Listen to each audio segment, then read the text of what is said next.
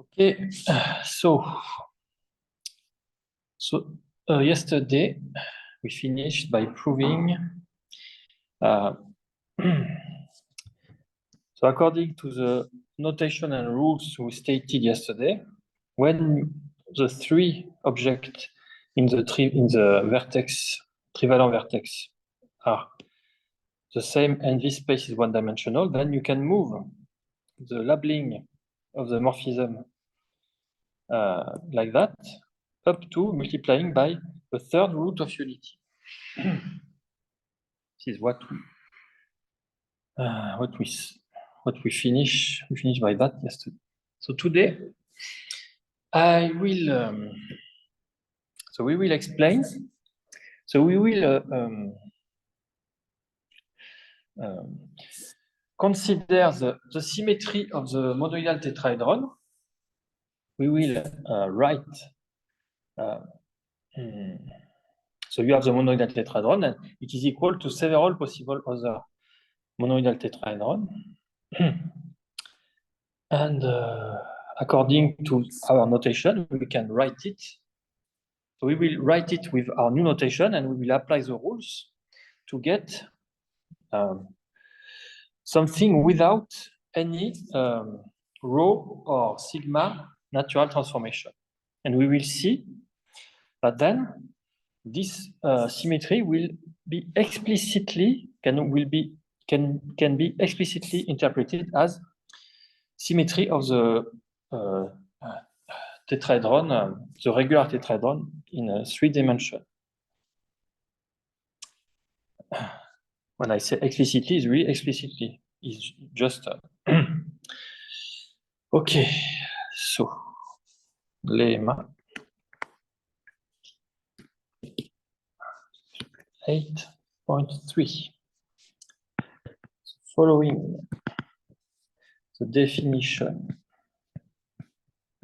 8.1, which was the definition or new notation for the triangular prism, and above rules,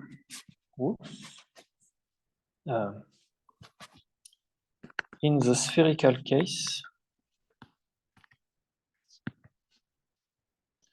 we have the following. So let me. So for convenience, I will write the reference pattern here on the right. So you have. Let me. Yeah, I can put that here. The reference pattern here. Okay, so this is, so let me write it quickly. So alpha,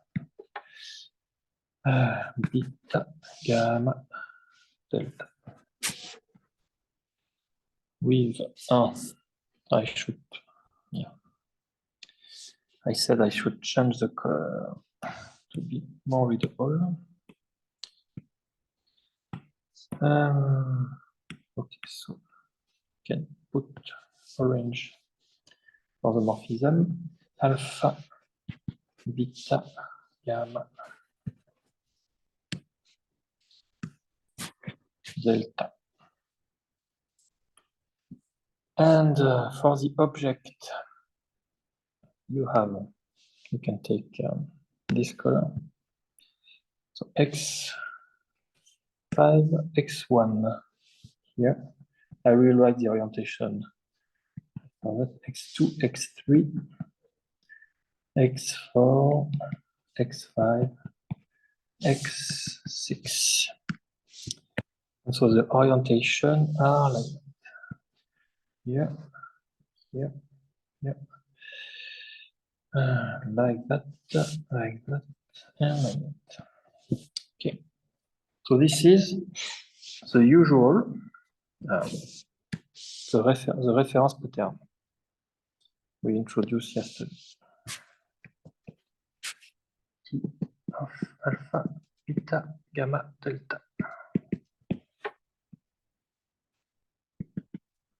reference pattern. What I call the reference patterns, not usual way to call it. So okay. So we will see. So we will consider two. In fact, I will write something here and something here. And in fact, the one here will be, if you imagine this triangular prism as a regular, this tetrahedron as a regular tetrahedron in 3 dimensions. For example, you can, so this one here will just be this rotation. So we will have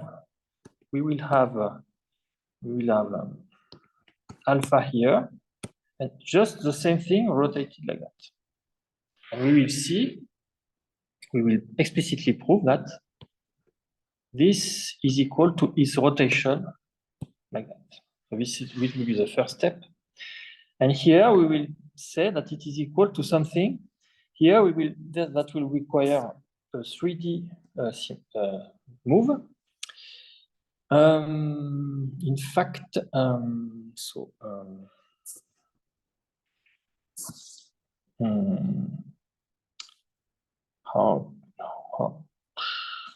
yeah. So it's like you have something in 3 dimensions, and this is this face who touch the floor. Now you just make a move in such a way that which touch the floor? 1, 2, 6, 1, 2, 6. This face.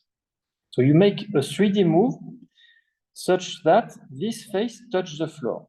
So we will get something else. We will have here 1, 2, 6, and something like that. So you imagine in 3 dimensions this move, and then you just put the same level up to this move, and this will be equal. We will show that it is equal up to our rules and up to the previous proposition. The symmetry we prove in the monoidal case. Okay, so let me write it here.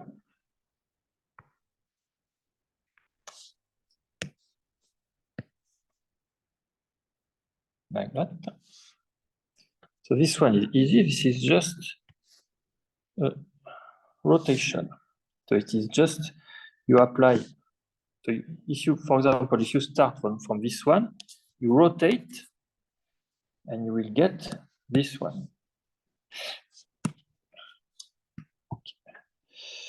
So the morphism. So to get that, so you have alpha here. Then okay, beta here, etc. Gamma delta. The object. Sorry, this is straightforward. So x3, x1, x2, x4, x5, x6. Okay, so like that, and like that.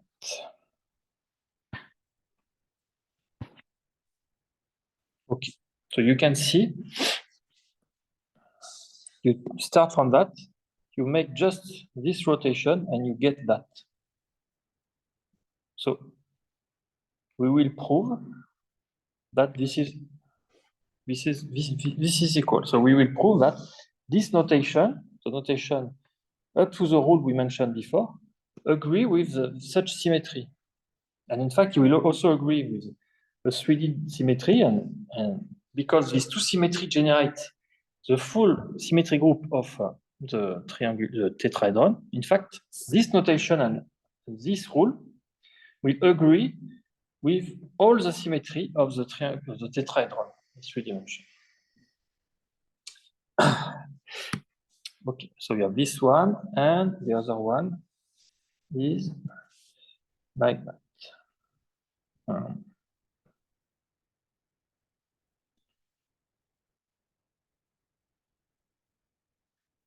So here we just change we move in 3 dimensions to change the face touching the floor. So we can represent the move a bit like that if you like. You understand what I mean. Change the face touching the floor. Okay. So now the face touching the floor is 1, 2, 6. 1, 2, 6. This one. So you will have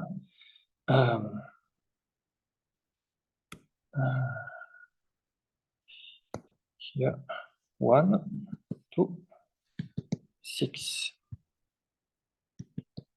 And then if you visualize it, you see that here it's x3, x4, x5.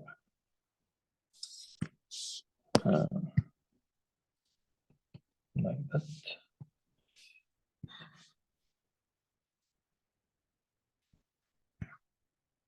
Like that and like that. Okay, and the morphism. So now alpha is here. Beta is here. Gamma delta. Okay. So I hope it is clear that this is just a move in 3 dimensions.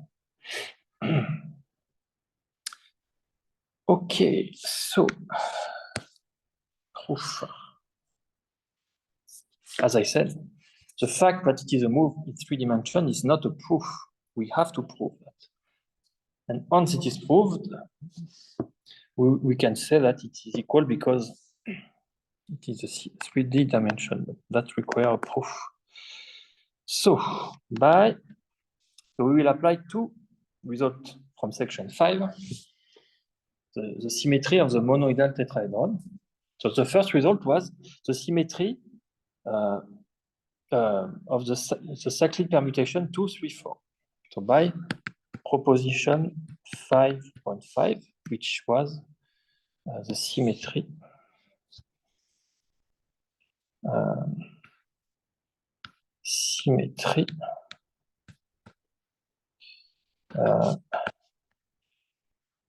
cyclic permutation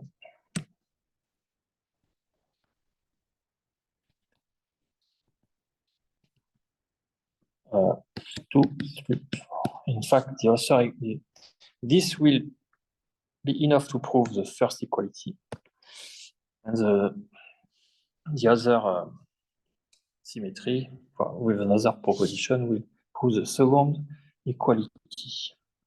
So we know that T of alpha, beta, gamma, delta is T of rho of alpha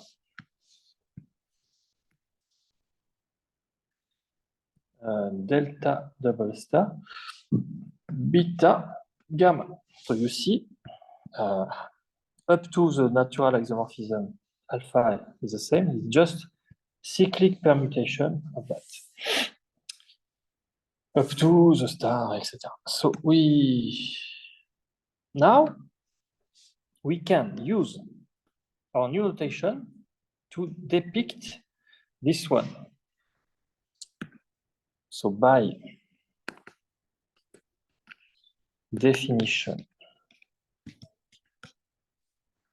8.1, we know that, so with a new notation, you can write it like that.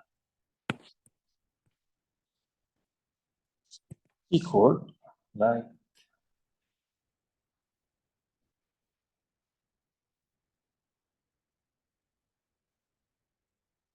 okay, so beta,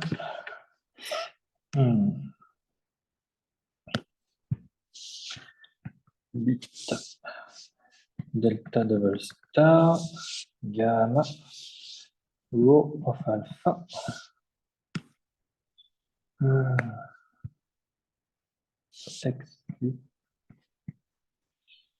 x for star x5 x2 x1 double star x6 double star, and finally the orientation like that, here, here. Okay. Okay. So now we will apply our rules. So we start from that. So we will apply the rule to get that.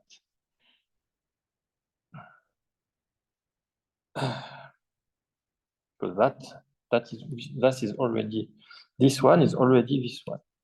So this one is this one. So we will apply the rule to get the usual form, removing the star, removing the natural transformation. In fact, you can see this rule in sentience. Rule to remove the natural transformation, rho and sigma, and the star in the morphism. Okay. First, recall that delta double star, so double star for morphism, is the same thing as applying 3 times the natural transformation rho.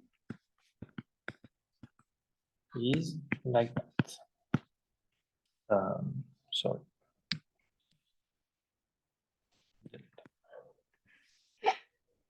Okay, so you can replace.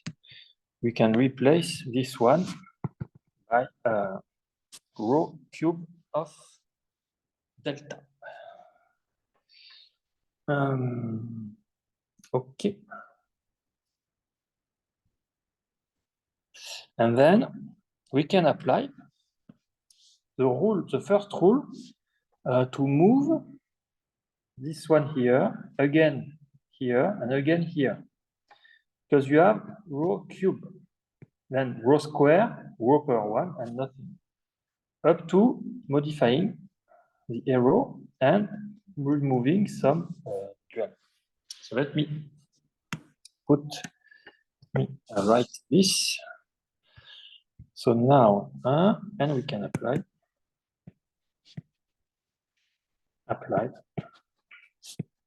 the rule 1 3 times at its vertex. So this is as follows. So you have, so you start from this vertex.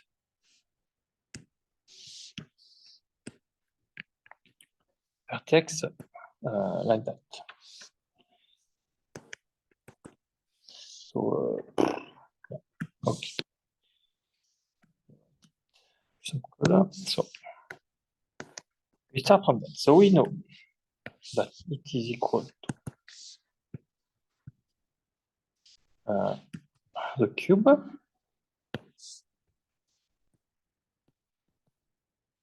delta. And we let me write the object. So we have, so here's the orientation, it's like that.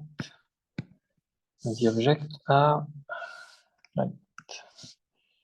So x for star, 1 or 2 star? 1 star. x1 double star, x6 double star. Okay. Now you apply rule 1 time. So we will move it here and change that. So this is equal to rule 1. We have something like that.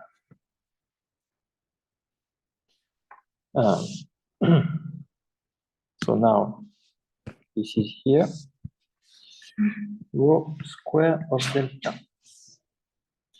You change only, you change this orientation here but the other are the same. They will change later. So yeah, it is now like the duality of X4 changed, but the others are still unchanged, not yet changed, but they will change. We will apply again the rule 1.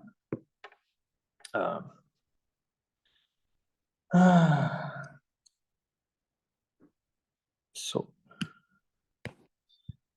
maybe I don't need to write so much details, but okay, it will be quick.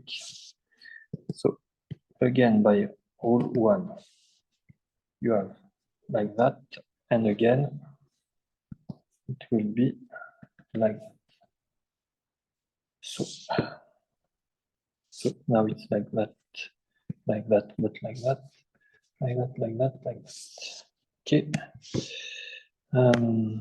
So X4, X1 star, 1 star,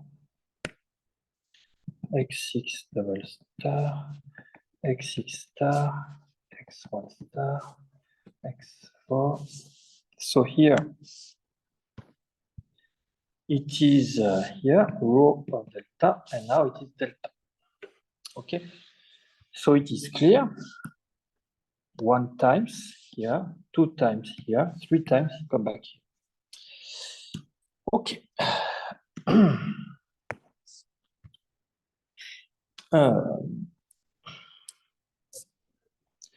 And is delta, delta. Okay, then, so now you have to be careful because we will need to apply the rule 1 to another vertex, to the vertex, to this one. Now we will apply the rule here, but we already did this modification. So this one has changed. So now this one is like that. Be careful. Then we apply one time the rule 1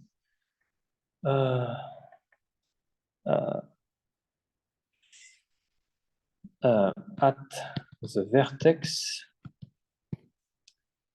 of rho of alpha. So here. So let me draw this vertex after the previous modification. You get rho of alpha.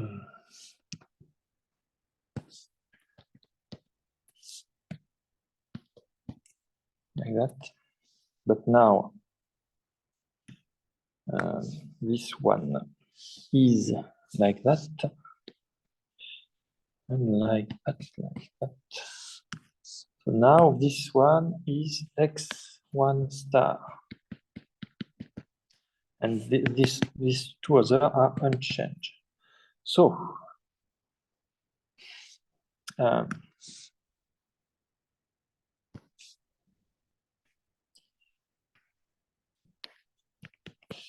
modified by previous moves.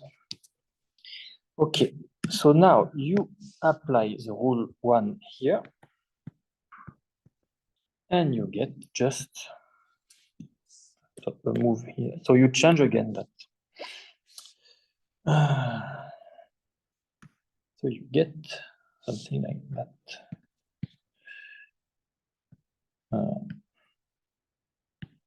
So that's simplified, and which is what we wanted to prove. So this is not the good color. X3, X1, X2, and the morphism alpha. Okay. So you see, it's not so, yeah, This is just a game. So, and the first equality hold follow. So similarly for the second equality,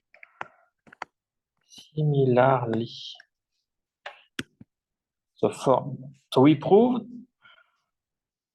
we proved this one. So we work here and here. At the origin, you have something like that. So we make the move, that removes the row, and you have something here. We move here, we get that, etc. So this equality is okay. Now, I will not write the details of this equality, I will not do this kind of details, I will just cite which proposition and which move, but without depicting the move. So by proposition 5.6, which is the symmetry cyclic permutation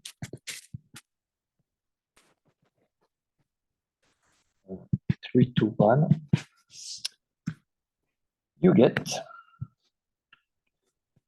that T of alpha, beta, gamma, delta is as follows: minus rho power minus 3 of beta, rho inverse of sigma square of gamma, rho of alpha, rho of delta. Okay, so you see the cyclic permutation here. Up to the this natural transformation, rho and sigma. So the idea is exactly as before. So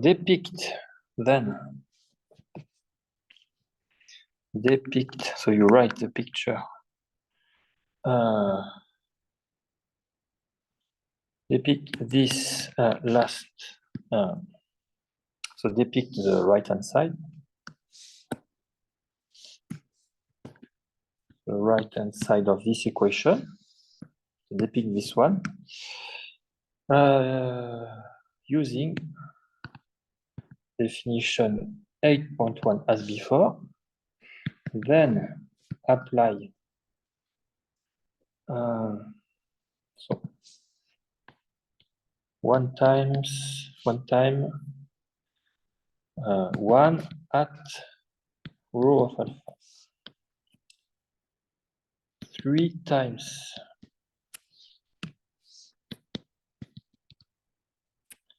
1 at this vertex,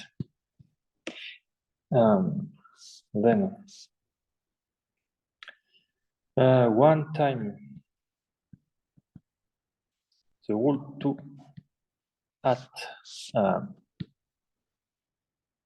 this vertex. So you have to be careful. That should be in this order. So maybe I should write 1,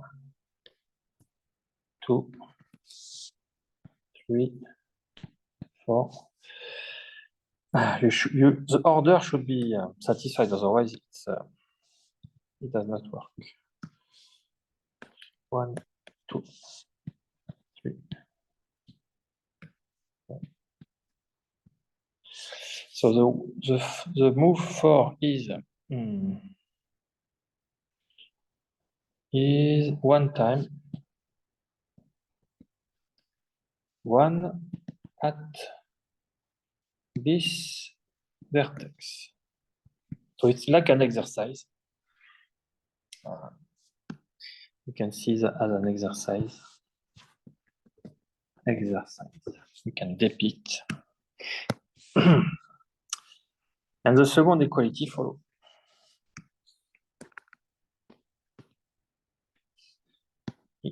quality follow. Okay. Okay. So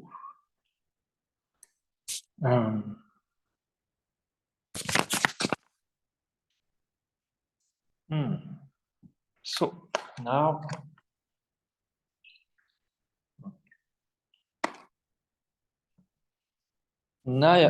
I will write a long text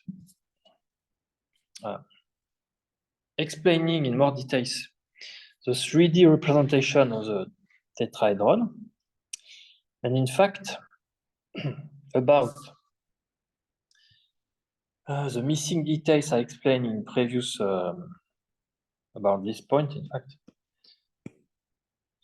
In fact, I realized that the 3D representation I will explain now can be used to write some details. So, in fact, I will explain what I said here about the move in 3 dimensions. You can explicitly adopt a new notation. Here it's a flat notation.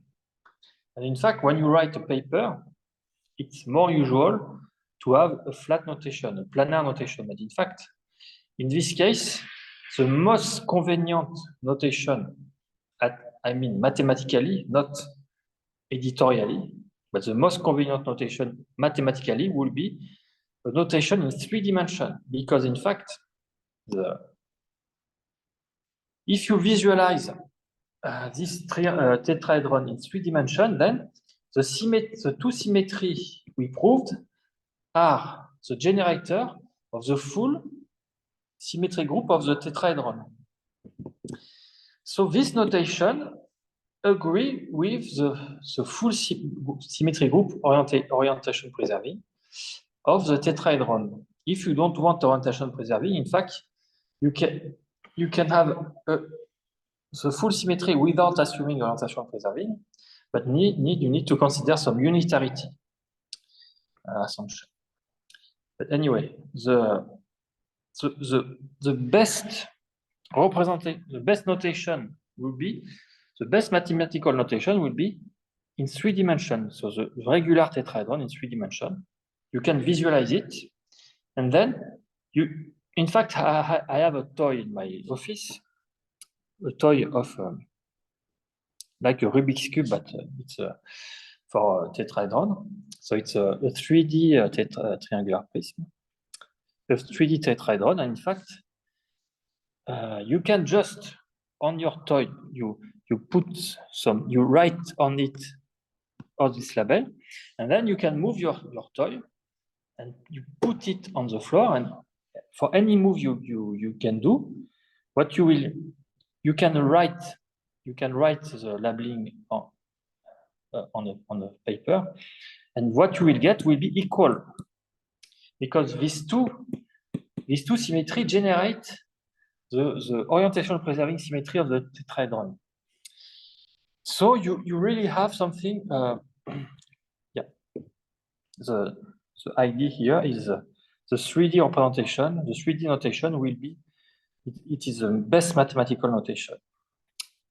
So let me write it here in more details. So remark.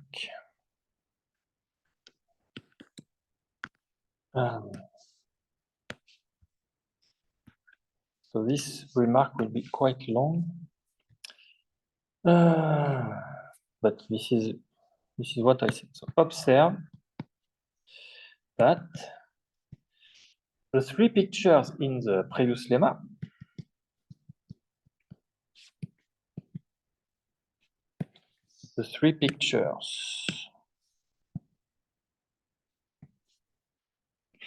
in the previous lemma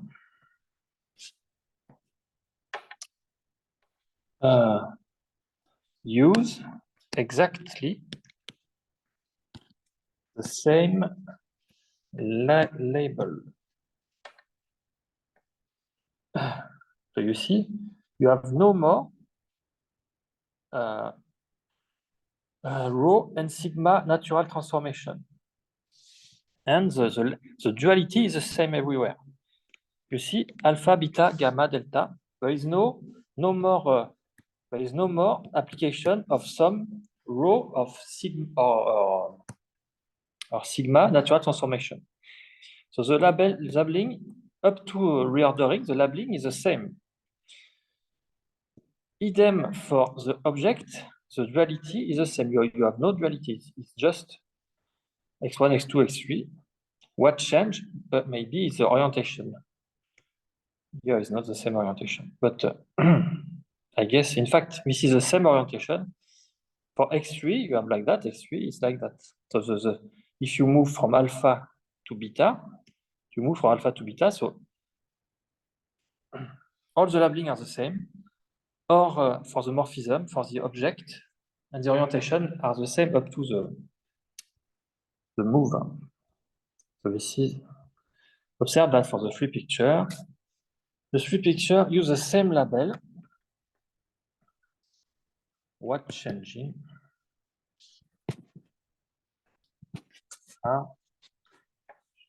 Just ordering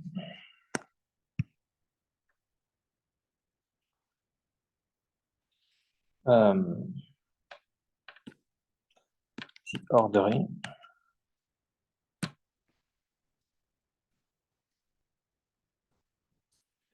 the orientation of some edges. But as I said, this one, in fact, you cannot say it changed, yeah, because it changed if you don't consider a move, but if you consider the move in 3 dimensions, that does not change. So this one, maybe I can just put it in parentheses. It's not really true, but yeah. And of some edge and the corner. The corner of the label of some vertices.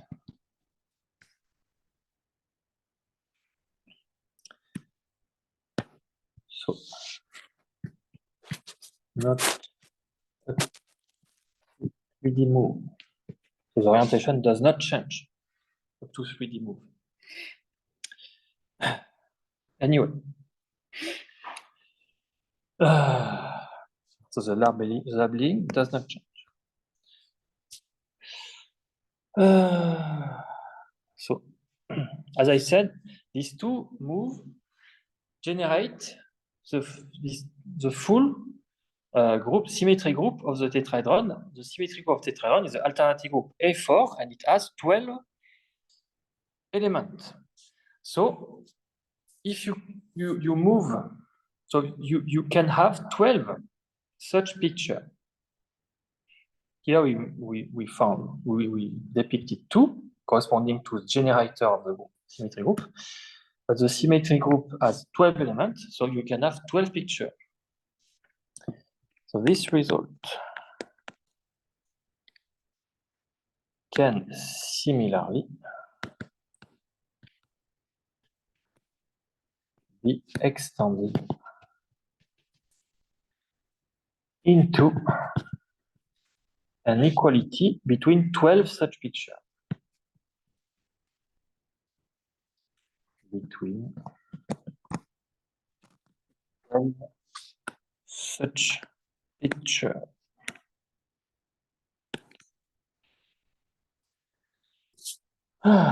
So these pictures make a set on which the orientation-preserving symmetry group of the regular tetrahedron act transitively. This picture make a set on which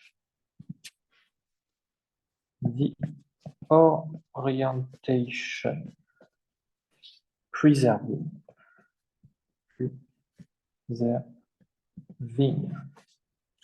Symmetry group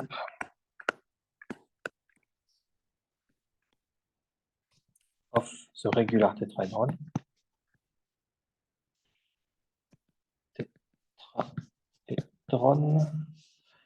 Which is the alternating group A4.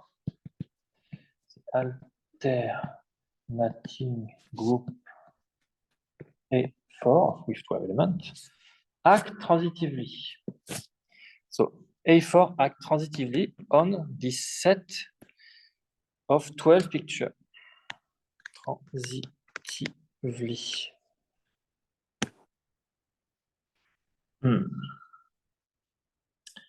Okay, next. So the two equality, so among these 12 possible equality, this equality among these 12 pictures, the two equality in the previous lemma correspond to the two generators of this group. The two equalities of the previous lemma correspond to two generators of the group. Correspond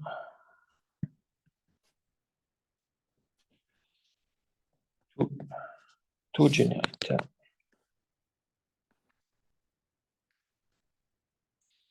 of the group A4. So as I said, I proved in lemma in a remark 5.7. In fact, you can prove it by hand, but I use gap and I say, okay, you have these two cyclic permutation. In gap say, okay, it generates really A4. Okay, so I will finish to write the statement, to write the remark after the pause. Pause.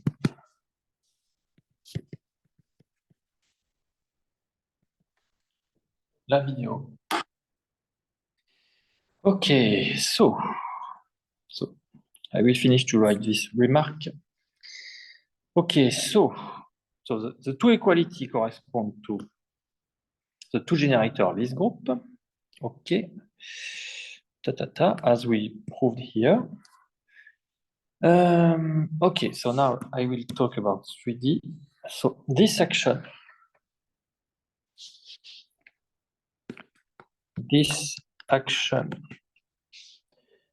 can be made precise, or can be precise, maybe it's not, can be made explicit, can be realized, no. Can be realized, I prefer, can be realized by encoding the data of such picture in 3 dimensions. Can be realized by encoding, by representing,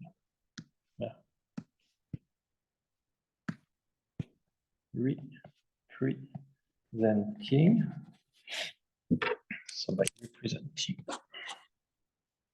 representing the data of such picture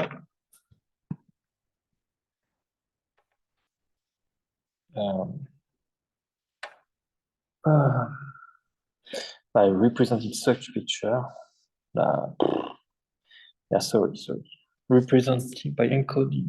Anyway, by representing the data of such a picture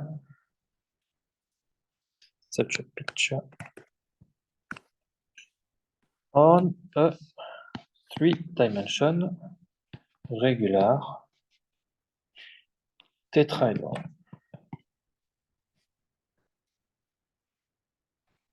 And I will explain how to do that explicitly.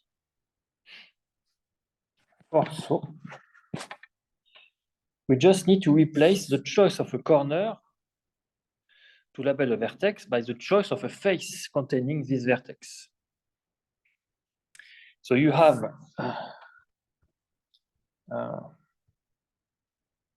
the choice.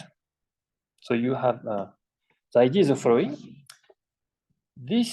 So you visualize this in 3 dimensions.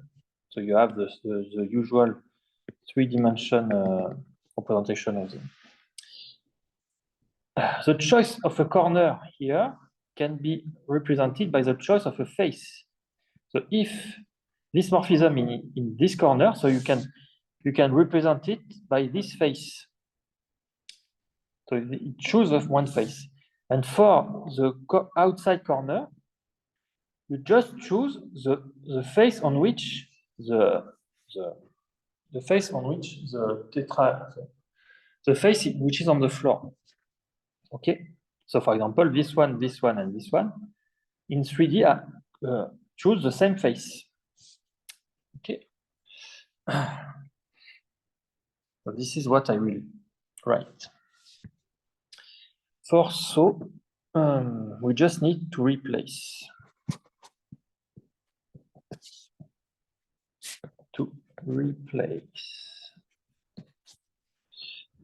The choice of a corner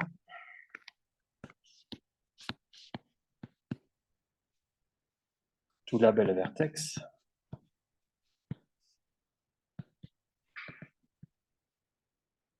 by the choice of a face containing this vertex. By the choice of the face containing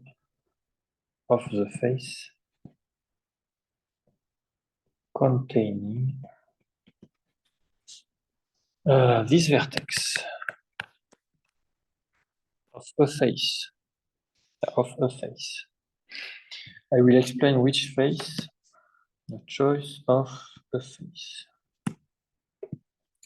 So you have two cases. You start from the planar representation. It will be a corner inside or outside. So this is inside. This is inside. This is outside.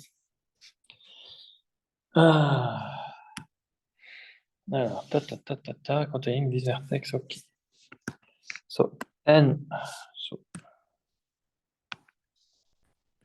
inside corner correspond to the face containing it.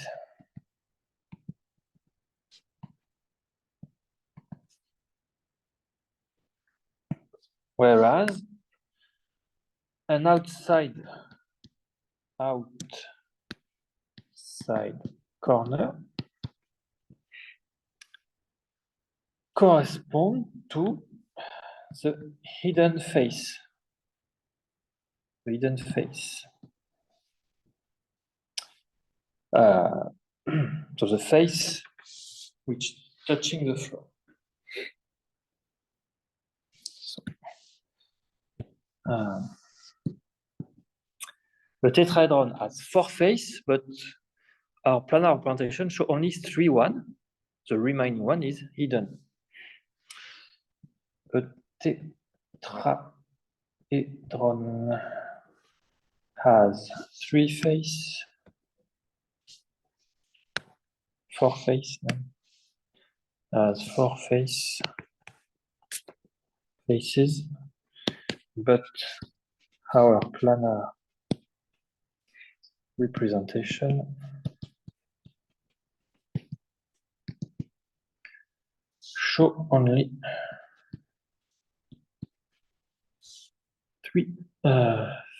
3 one. The remaining one is hidden. Remaining one is hidden. Okay. So let me draw a picture. So if you are in this case,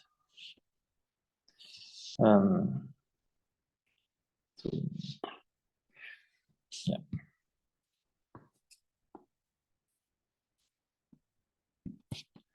And you consider this one object, one morphism here. So this is outside corner. Outside corner. So it corresponds to, in the 3D representation,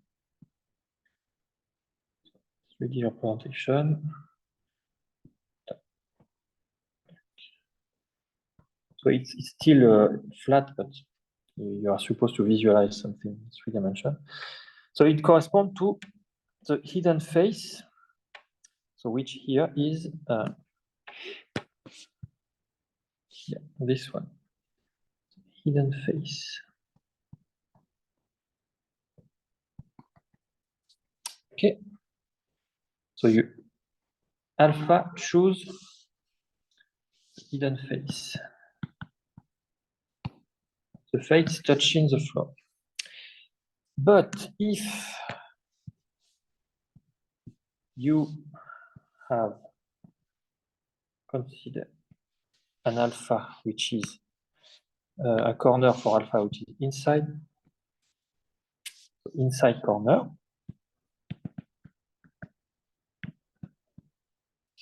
then it corresponds to the following representation in 3 dimensions.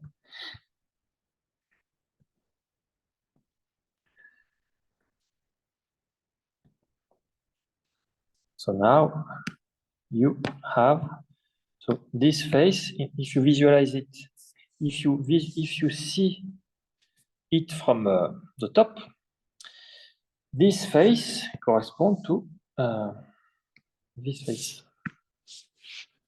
So you can, like that. So I put alpha, yeah. Alpha, yeah. Okay. So, okay.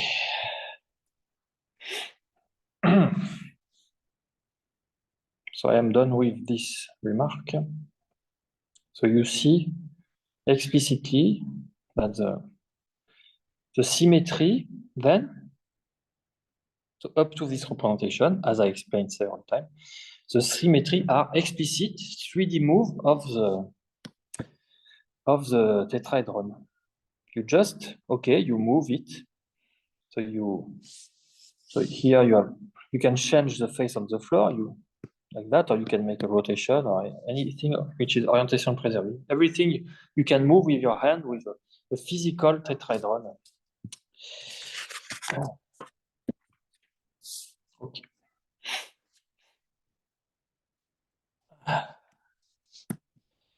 Now we will restate the previous remark into a proposition.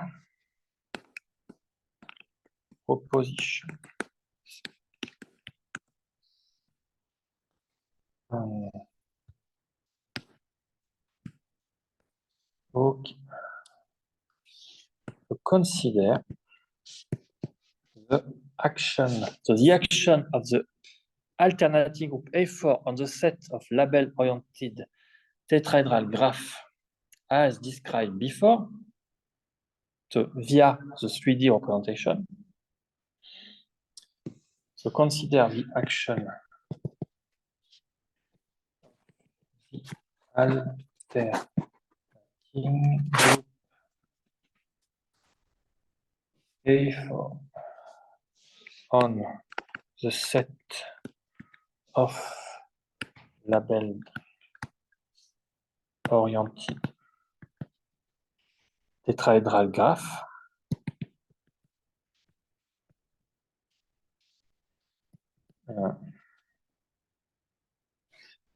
as described.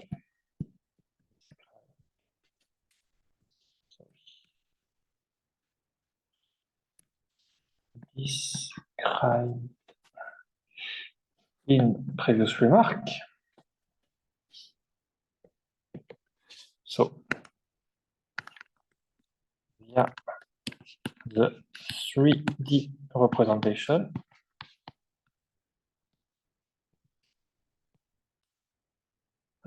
so consider this action. Consider the orbit of one. So consider the orbit of the one of the So the label-oriented tetrahedral graph, which we call the reference pattern, the one in definition 8.1. So you can apply this action of A4. So you have an orbit for that. Consider the orbit of the one in definition 8.1. So the usual reference pattern. So you have an orbit. So you have 12 pictures now in this orbit. So any element of this orbit, any of these 12 pictures, can reach the reference pattern by applying several times the rules 1, 2, 3, and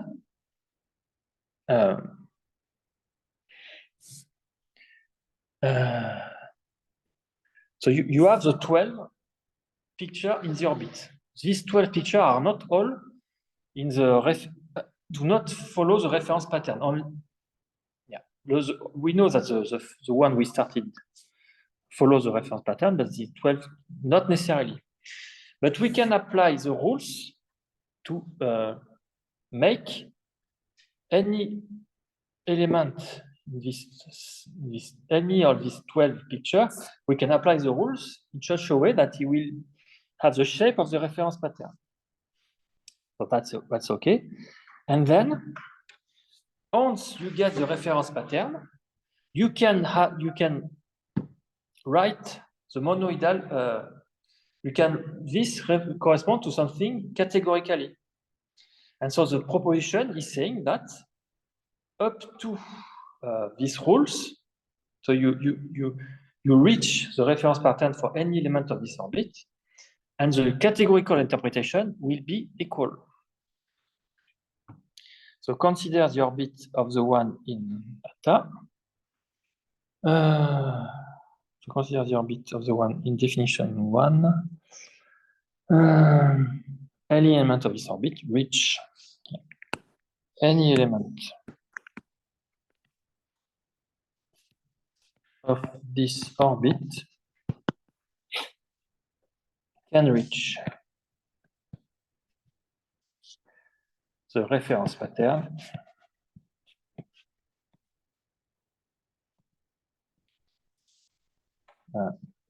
of definition by applying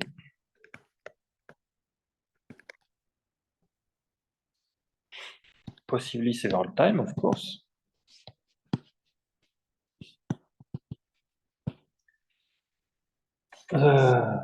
above rules 1, 2, 3, above what we call the rule 1, 2, 3, with 2 moves, etc. We explained that yesterday. So above rules, and so any element of data and its categorical interpretation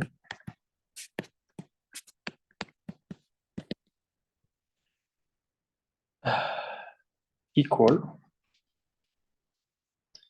that of the initial one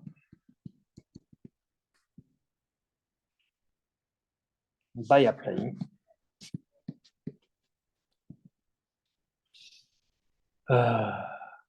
possibly several times also. Possibly several times the proposition 5.5 and proposition 5.6. Okay. So by categorical interpretation here, because we are in fusion category, categorical interpretation means scalar. The number, same number. So this proposition say that everything is okay with the 3D representation. Okay.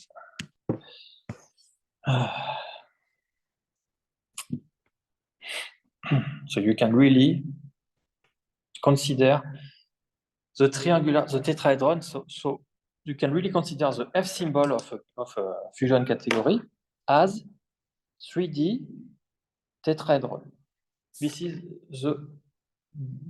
the more convenient mathematical way to represent a F symbol.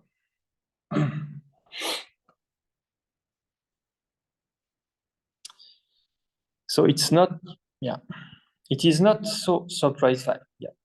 This agrees with the fact that you can use a fusion category to get invariant of a three-dimensional manifold, because you see the basic ingredient of a fusion category correspond to the basic ingredient of triangularization of manifold, tetrahedron. You see?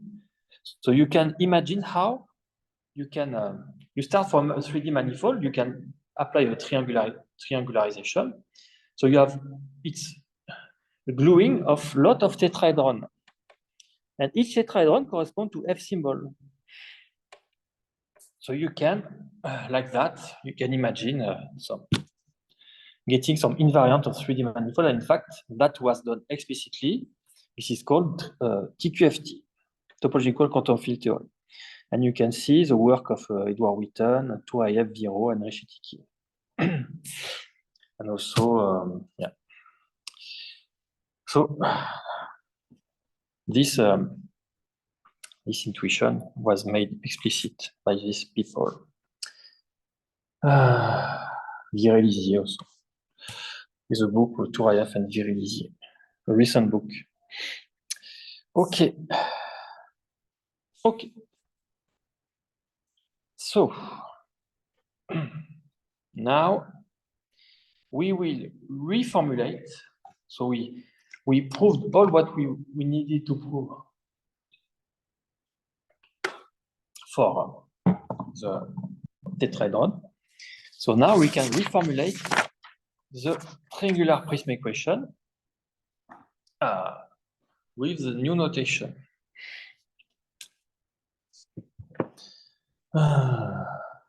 Okay. So now let us reformulate the TPE in the spherical case using these new notations. The spherical case using these new notations. Okay. So that will be the theorem 8.6 spherical TP.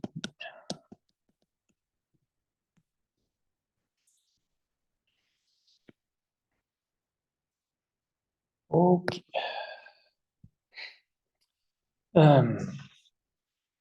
So we will follow the notation as we'll use the same morphism as in the previous TPE statement. Well, the monoidal TPE was the theorem 6.3. Following theorem 6.3.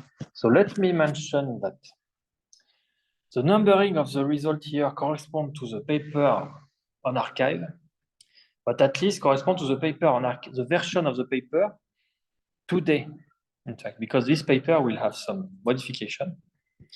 And so you consider the date of today, and you can look to the version of arXiv in the future, and you have to consider the one corresponding to today to have the good numbering. But in the future, maybe the paper will be improved and the numbering may be shifted. So be careful about that. Okay. But of course, it's better to consider the last version. The numbering does not matter. So assume. So we consider this not the object unmorphism in this previous theorem. Assume that it is spherical. Is spherical. Then and write as follow. So the same notation also for the bases, etc. I will not rewrite it.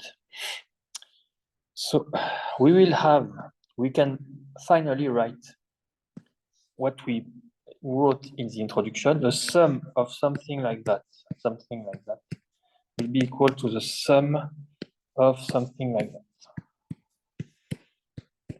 Okay. So now I will write it in with the lab details on the labeling. So the sum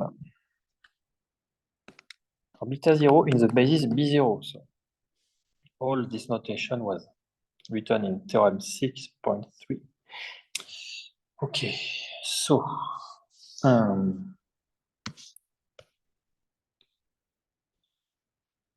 okay.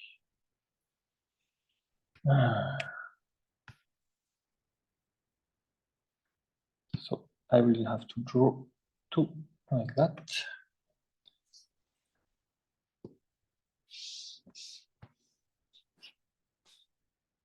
One, two will be equal to the sum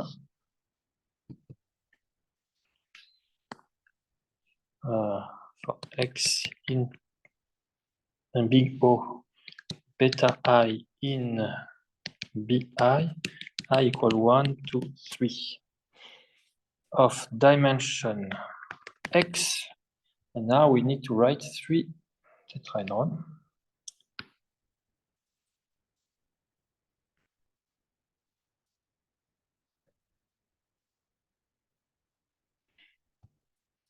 Yeah, but it's too bad. Let me try again.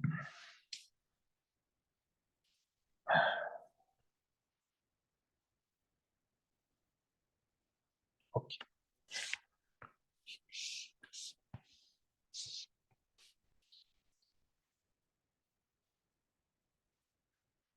Okay. Okay. So now, yeah.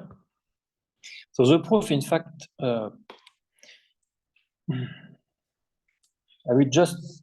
So the proof will just be a reformulation of the previous theorem using the new notation up to applying the rule. So I will prove, so I will write the details, but I will prove it for this one, and the proof for the other one will be the same. You start from the previous theorem, you use a new notation, and then you use the rule to get the more appropriate way. Okay, so I will use a different color for morphism and object, but let me write the orientation first. So outside, outside, outside, inside, inside. There is a kind of logic in the orientation also. Like that, like that, like that, like that, like that. And for the right-hand side, in fact, the orientation of each one is the same. Oh, yeah, I forgot to write. Yeah, oh no, okay. So, like that, like that, like that. Tac, tac, tac, tac. Okay. And so I forgot something. I don't remember why I don't put the labeling here. Let me check. Give me 1 minute.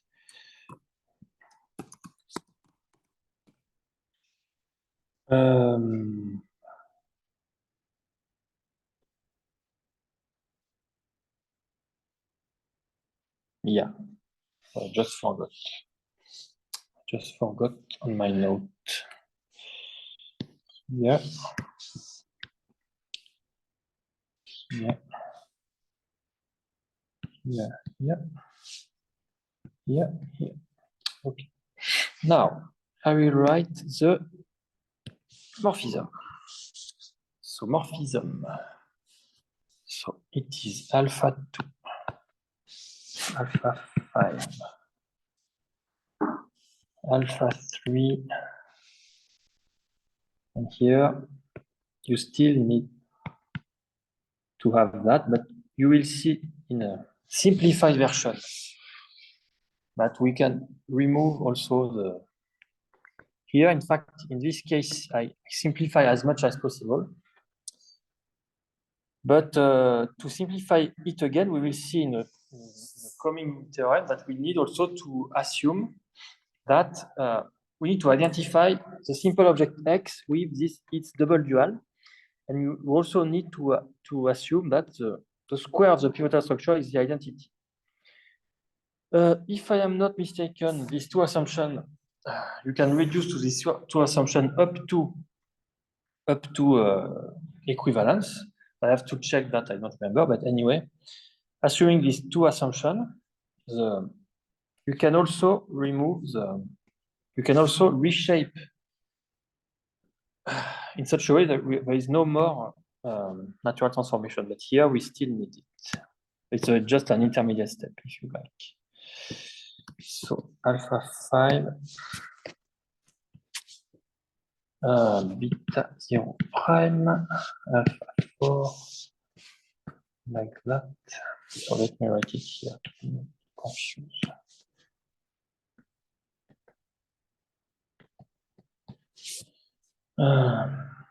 Yeah, and of course I will not show the full details. It will be too much time, but for the proof I need that rho of beta 3 prime rho square beta 2 beta prime 1 square 3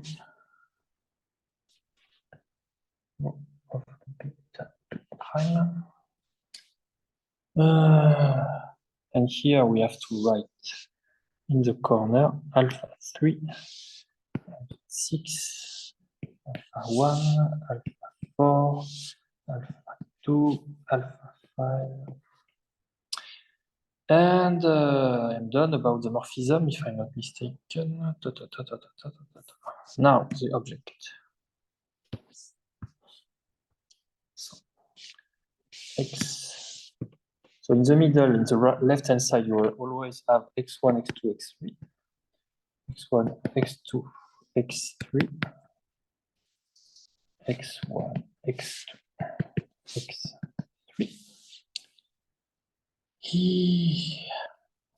X4 here, x5, right dual of x6, right dual of x9. So again, this right dual will be removed with the additional assumption I mentioned.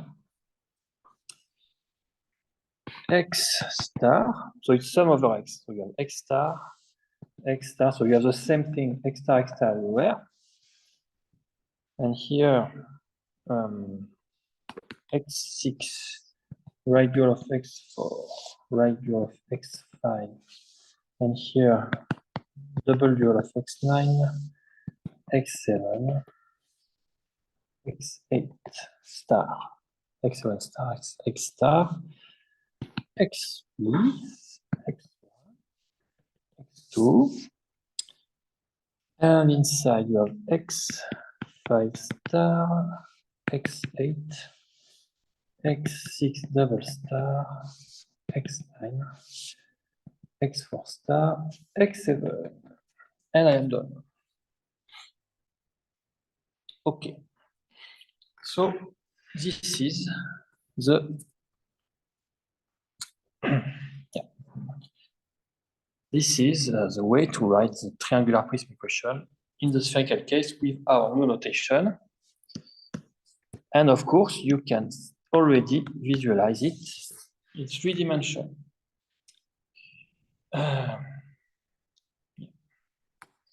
Anyway, we will simplify it again in the next theorem. So I will just mention briefly how to prove that for this one. And the rest will be similar. And it will be brief, I will not go, because it's straightforward. So proof.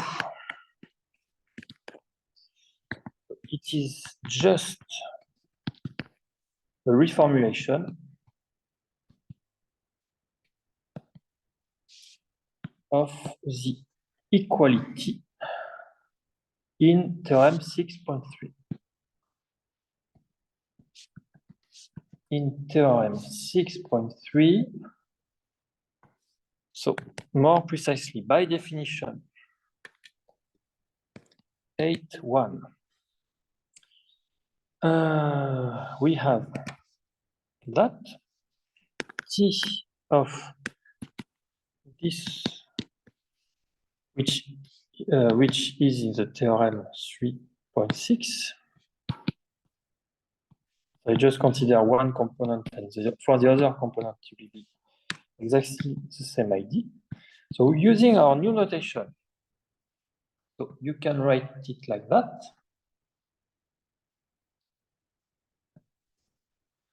Okay. So this is a reference pattern.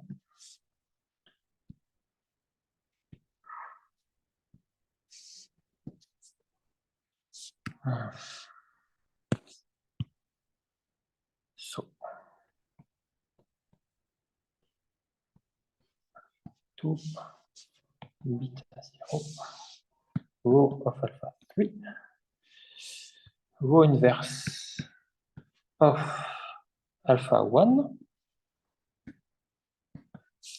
Okay, and the object are, so the right dual of x4, x6 star x5, right dual of x2 here, x1 and x3. Okay, so this one is not in.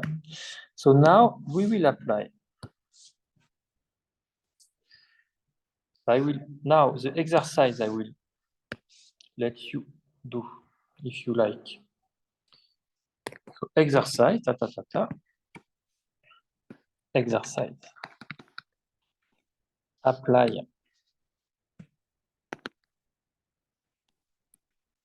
Apply lim 8.3 plus rule 1 2 several times. And it is equal to the following. You can get as follow something, simplified. But the ultimate simplification will be made, as I said, by assuming that by identifying the double dual of any object with by identifying any object by its double dual, and by assuming that the square of the pivotal structure is the identity. Which, if I'm not mistaken, but I have to double check that, you can already reduce to this case up to some equivalence.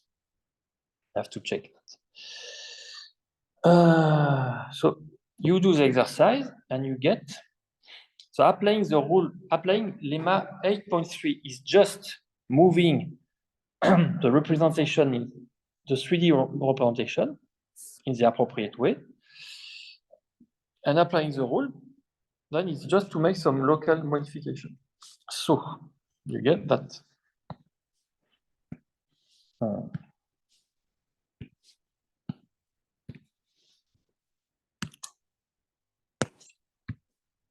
alpha 3, alpha 1, 2, beta 0,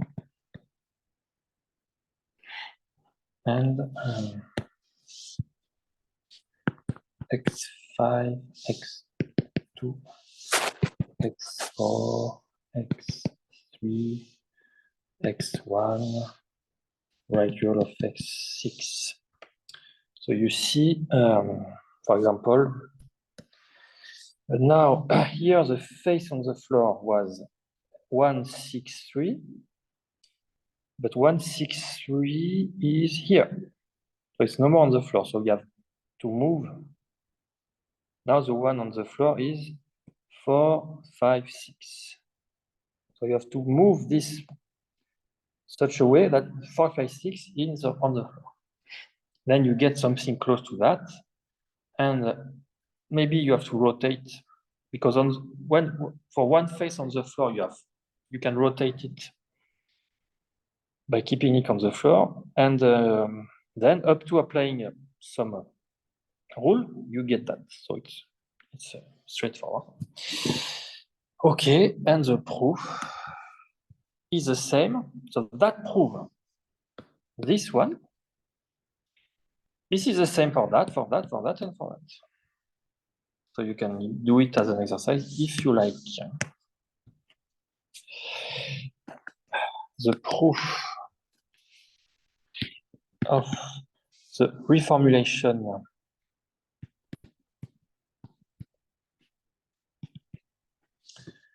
of the other tetraedra.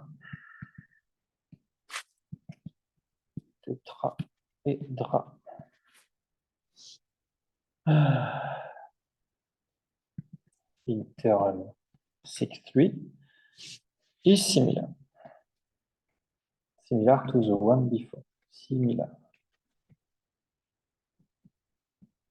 Okay. So this is the current state of our way to simplify the TPE, and so to get a geometric representation in some sense of the Pentagon equation. So that they will have a section dedicated to prove that in fact the system of TPE is equivalent to the system of Pentagon equation up to some change of basis, and that we will explain that in more details in the coming section.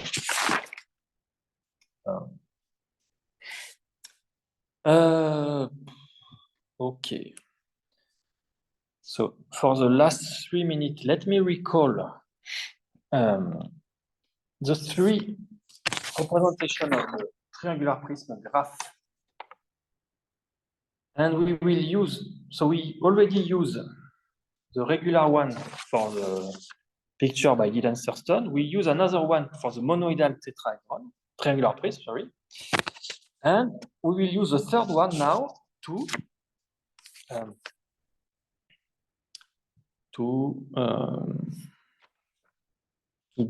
get a new notation for the triangular prism. Exactly as we get the reference pattern for the tetrahedron, now we will have a reference pattern for the triangular prism using the third representation of the triangular prism graph we mentioned before.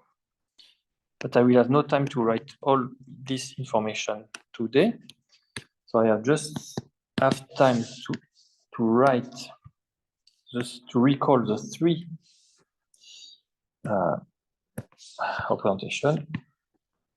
Recall the 3 representations of the triangular prism graph of the triangular prism graph.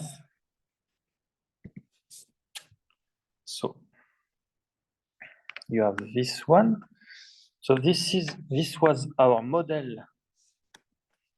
for the triangular prism, monoidal triangular prism. We use this representation, if you remember. Of course, you have to adapt in the monoidal framework, but globally it looks like that. You have the usual representation, which is used in Dylan Thurston picture, which we used to explain the idea of the proof of the triangular prism equation.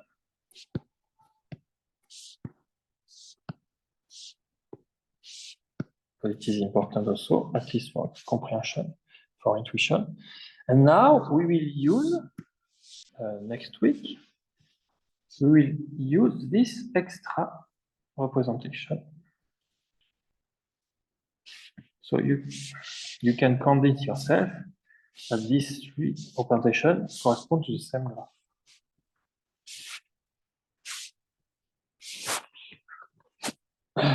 Okay. So, yeah. So, so we will use this one. We will put some label, corner, and orientation, etc. And that will be our. So remember the representation, the monoidal representation with this model was quite complicated. It took me time to depict it. Now, in the spherical case, you can use something. So in the monoidal case, it was not exactly like that. Remember, you have to put something like that, like that, like that, like that, like that. And you have some very complicated thing, etc. I don't remember the thing. Here, it will be exactly that. Just by putting some labeling and orientation, it will be very close to the graph representation. And in fact, again, you can see it as the uniform triangular prism in 3 dimensions. This is very okay. So I guess it is time to stop. So end of session. Okay. Arrêtez.